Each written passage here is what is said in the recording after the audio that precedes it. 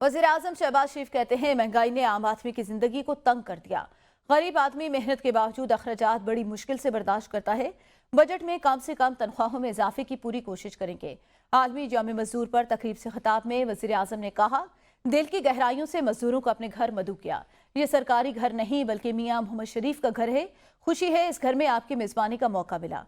मेरे वालिद भी मजदूर थे जो भारत से पाकिस्तान आए। वो अपने भाइयों के साथ लोहे की फैक्ट्री में मजदूरी करते थे।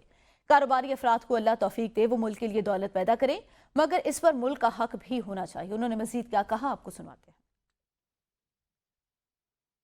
पिछले बजट में बड़ी तमाम मुश्किलात के बावजूद सरकारी मुलाजमीन के लिए हमने जो मिनिमम वो उसको 30,000 रुपया किया था और इंशाअल्लाह अल्लाह ताला ने मौका दिया तो इस बजट पर जितनी भी कोशिश होगी इसमें इजाफ़ा करने की, तमाम मुश्किलात के बावजूद इसमें इजाफ़ा करने की पूरी कोशिश करेंगे। एक आपकी तरक्की और खुशहाली के लिए, ताकि आपके बच्चों को तालीमी वज़ाइफ, आपके बच्चों को इलाज मुहैया हो और खुदा न खास्ता कोई अपनी मेहनत की फ़र्श नाजी में अगर उसकी ज़िंदगी चली जाए तो उसके बच्चे जो हैं फिर वो लवारिस ना हों।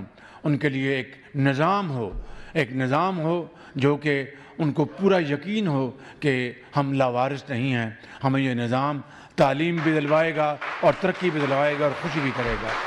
मैंने आज